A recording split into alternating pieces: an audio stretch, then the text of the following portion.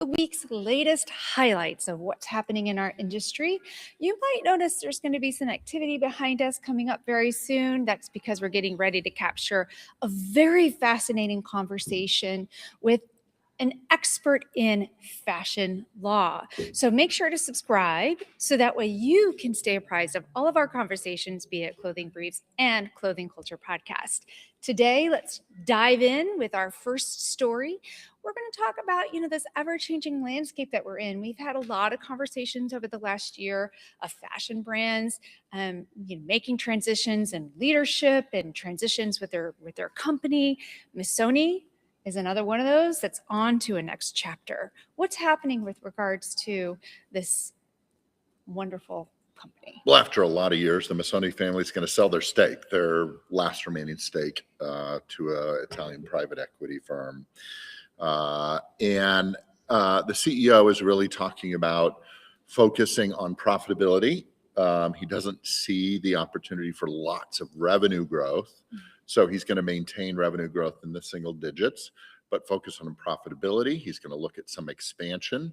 The company for years has been known for wonderful colorations and knitwear, and he's looking to expand into other categories of menswear, leather, things like that. So, this is again one of these luxury brands that's looking to survive an interesting time for luxury brands in the market, and we wish them absolutely the best. Absolutely. So let's see, Paris Fashion Week wrapped.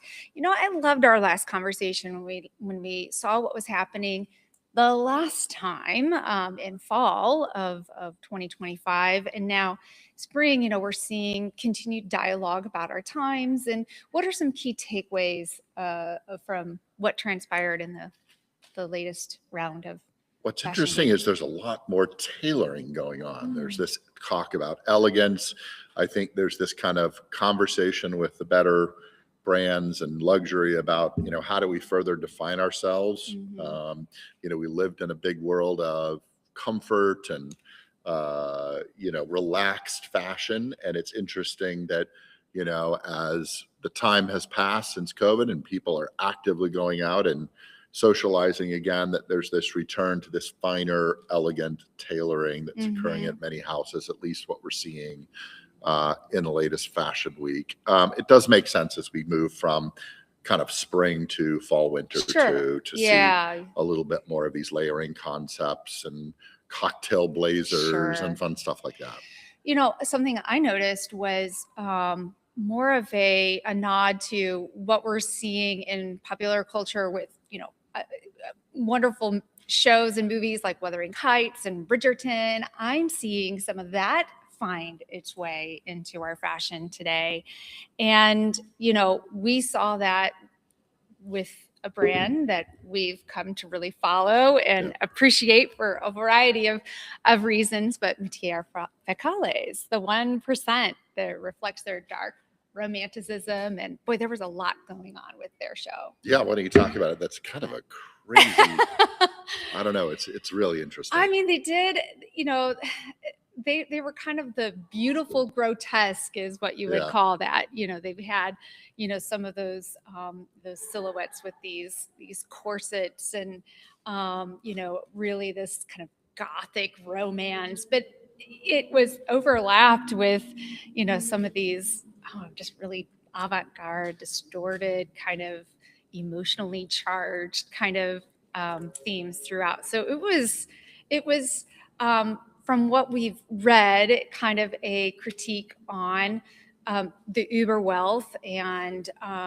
the narrative around power, and it was kind of a. Then you mash it up with romanticism. Yeah, and that's such a interesting. It was very unsettling. Yeah, very dark, and I think it was pointing a dark light on that grotesque side of human nature that overindulges in wealth and keeps it to their tiny 1%. Interesting. Right? Yeah. Anyway, I thought that was really fascinating. Major change. We're talking a legacy department store here, Saks Fifth Avenue. We've been talking about it's quote bankruptcy restructuring. and, Yeah. and restructuring. And we're starting to really see the first wave of that come through with the closure of several locations, including our own location in St. Louis. It does make sense. When the merger happened, it confused me, certainly. You've got two luxury department stores. The merger of Neiman and Saks. Two luxury department stores that are somewhat similar in terms of their consumer base, both struggling. You fold them together, you create a lot of debt, and what happened. And I think what's making sense now, as they're kind of sorting through the pieces, is it does make sense to consolidate to fewer flagship stores that are doing the mass Higher amount of volume. revenue, focus on getting those stores healthy. If they don't, they're going to see a full collapse. Yeah, I was surprised seeing some key stores like Chicago's Magnificent Mile go, and I'm also, it'd be interesting to learn about the theory behind, in a market, which store are they closing, the Saks, the Neiman, and so it'd be such a fascinating thing to understand that strategy a little bit. I'm hoping that this does save this company because, they've been known for many, many, many, many years of being a spotlight for designers and what's happening in the industry. Yeah. Not that we don't have enough volatility going on. We've entered into this war, quote war, with Iran, and it's really impacting logistics in a big, big way. When the U.S. and Israel launched strikes in February 2026, it's really triggered this amazing historic supply chain shock. The core problem is that you got these two key shipping corridors that are now simultaneously disrupted. It's never happened before. Iran shut down the Straits of Hormuz, and that collapsed vessel traffic by 70%. And then the Red Sea, which has continuously had these problems because of the Houthi attacks, it's creating monumental issues. It's launching massive increase in fuel costs. So the industry's got to be prepared. We're coming off of high tariffs, now still existing in a new form. We'll talk about that in a minute. And then you're adding on freight costs that are going on through the roof because of the war. Freight carriers are adding on surcharges of $1,500 to $3,500 per container. And that was already on Asia-Europe shipping rates that were already at 48 to 79% based upon pre-crisis levels. Air freight's no escape because the Middle East was this big significant hub for air freight to continue everywhere. That's effectively been shut down. I think, when you're looking at all of these issues, it's really complex. And if you're manufacturing in Pakistan specifically now, today, all of those are now compounding more issues specifically within Pakistan, because there was this Indian transit ban that happened because of the border skirmish between India and Pakistan in May 2025. And India wouldn't allow, these shipments that were coming out of Pakistan to route through India and get reloaded for ongoing. Anything that had Pakistan cargo could not come. So, they moved it into a situation where it would move down into Colombo, Sri Lanka. But now with the war, all these container ships are now rerouting. There's massive backlogs. You throw on top of that a 10-day trucker strike. There's, I think, all of that stuff just kind of avalanches. There's 50,000 stranded containers in Pakistan port right now. They're trying to coordinate stuff to get cargo moving, but it really is a mess. So the bottom line is things are going to be delayed and it's going to cost more. Yeah. I mean, their primary route is banned. Their backups are disrupted by war. So they're piling up, and we don't see a real near-term relief in sight. You mentioned that we're going to talk tariffs. There has been a shift since we had the last Yeah. conversation.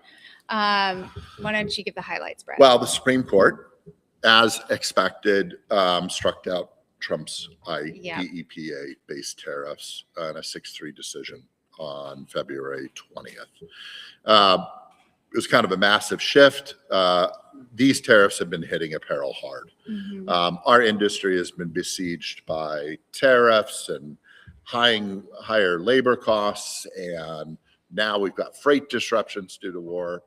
We all ask what's next, right? Right. When we saw that as a benefit, certainly that the tariffs were considered illegal, we all took a short breath, but we held that because we knew there were a lot of backups. Trump used Section 122 Yeah. to enact additional tariffs with a new 10% global tariff. There is rumors that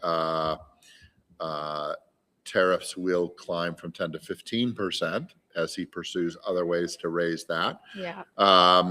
The relief's partial. We've got Section 301 tariffs still at 22.5% on apparel and footwear out of China. And then we think, oh my God, there's going to be a little bit of a benefit. We're going to get refunds. Well, that's a mess. Yeah. There's an estimated $175 billion in tariff refunds that were collected between February 4th, 2025 and the 24th of 26. There's probably no infrastructure to manage that. Yeah, there's no infrastructure. The courts are saying, hey, you got to pay it back. There's lawsuits that are being filed. The Department of Justice is expected to appeal the order. You know, the practical reality is that the Customs and Border Patrol has not really issued any guidance on pursuing refunds. And they're really rejecting post-summary corrections. They're fighting tariffs. And so we're not really sure what's going to happen. It's all locked up in kind of legal issues, and it's going to be interesting for sure. Okay. You know, I'm seeing one of the things that we're hearing a lot about are rising oil prices. Again, kind of an impact of war. Yeah. And that's really starting to put some pressure on some key manufacturers in our space. Yeah, for sure. I mean, you know, when I think people outside of our industry see a rise in oil, they can't see that it affects our industry, but polyester and nylon are all petroleum-based products. So all of that's going to impact higher fabric costs too. So we are in a perfect storm of increased costs. There's a lot going on in our industry right now that we have to navigate. I think the cost pressure is going to continue. We're going to face higher sourcing prices, and it's going to impact pricing strategies and margins globally. So between just, you know, oil pricing increases and logistics increases and tariffs, I mean, we are talking about serious price adjustments. Life is never for boring. The consumer. Life is never boring for anyone in this industry. And so we'll continue to keep updated as we get this information. And hey, just understand there's going to be some delays with supply chain issues. There's going to be some cost increases. And we'll just stay apprised of what's going on. Certainly will. So make sure to check in with us next week as we give you the next highlights that'll transpire in between now and then. And don't forget to subscribe. You're going to want to listen to this conversation we are capturing today with Hillary Jockum about fashion law. It ties into and politics. And politics. Aren't we not supposed to talk about politics? Or religion. We're going to bring the Pope on next week and talk about papal garments or something, maybe, just to throw in religion. All right. Well, he is from Chicago. That's true. That's true.